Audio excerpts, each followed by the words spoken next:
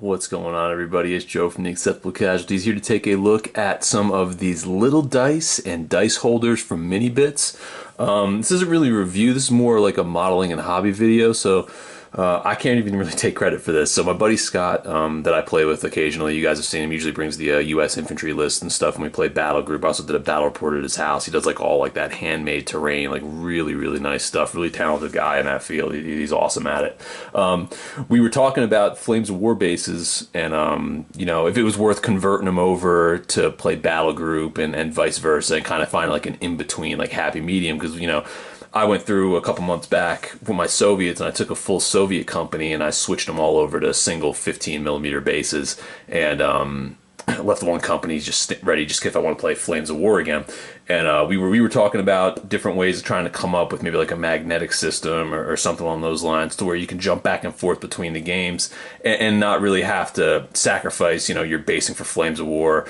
If you want to play Battle Group and vice versa, as far as like putting big dice on the table and, you know, kind of just having more clutter on the table. So we were trying to come up with like a better way to do it, and Scott came across these little dice and dice frames. And this right here, well, I just bumped the camera. This right here is a 15mm infantry model that I use for Battle Group. It's a regular British one on a 15mm base. So that just guys give you a little bit of context here about how these work with these little frames. So the company's Mini Bits, they make these little dice frames that you guys can see right here, and then they make these little dice that match up and go in. They got like multiple sizes on there. I'll leave the link at the bottom of the screen, and they just kind of sit in there, and they work pretty well. So we decided to take some of Vin's old infantry bases. Scott gave us the frames and the dice.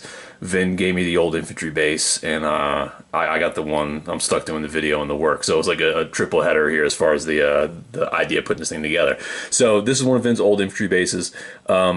So for this, we just glued the frame. Well, I glued the frame to the top corner here because it's the best open space on here. You can put it in the back or anywhere with these Flames of War bases, kind of depending on how you do them up. And the die just kind of drops in there, so it's perfect for like a wound counter or anything like that. I mean, it doesn't come out. You know, I'm shaking it pretty good, even on an angle. Like, you know, it's there you go. So like when you finally get it like sideways, it'll tip. So it stays in there pretty good. The wall's pretty decent as far as the height goes. So you can you don't have to really worry about like flopping around when you're moving bases for Battle Group or anything like that. And then it also, like I said, I mean, when you're not playing Battle Group and you just want to play Flames of War, you got your regular standard Flames of War base sitting here with no real issues with it.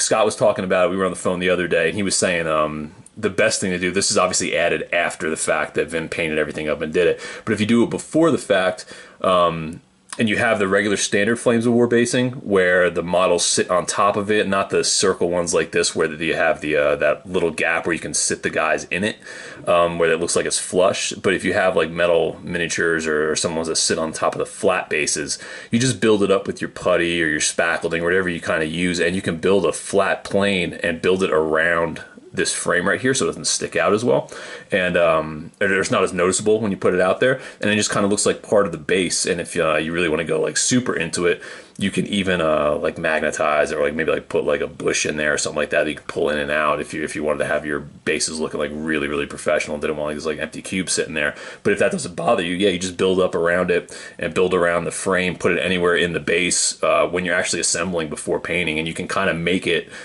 part of your initial basing and build it into the look that you're trying to get. And then like I said, when you're playing Flames of War, you just leave it as is. When you're maybe doing Battle Group or Chain of Command or something else that counts individual wounds, you just drop your die in there, and then you're ready to rock and roll. So it's pretty cool. I know, like I mentioned this a couple months ago, I was trying to come up with like a good system, and this right now might be the best system that I've seen out there as far as giving you flexibility to play with your Flames of War stuff to play Battle Group and then vice versa. So just want to kind of pass that along to you guys. The name of the company's Mini Bits. I'll leave the link down there in the bottom. I'm looking at some other ones right now that's far that do they do mag bases, the Shogun miniatures. I've had a video up on them before. I use them for my ancients. I'm gonna talk to the guy over there, Robert. He builds them over there. He actually sent me an email a couple weeks ago. I have to get back to him on that, and maybe I'll get some in here and see how that works out as well. So you guys have options for even doing the dice counters, or maybe doing like a mag based system as far as switching in and out for your 15 mil, 20 mil, 28, whatever you decide to use for your wargaming. Like all this stuff would work across the board. So thanks for watching. Like, subscribe, all that jazz. You guys know the routine. Leave some comments below if you guys maybe do something a little bit different as far as giving yourself a little bit of flexibility with using your infantry with different rule sets, and being able to pull your models back and forth, and kind of stretching out your hobby dollar out a little bit more. So I'll catch you guys later.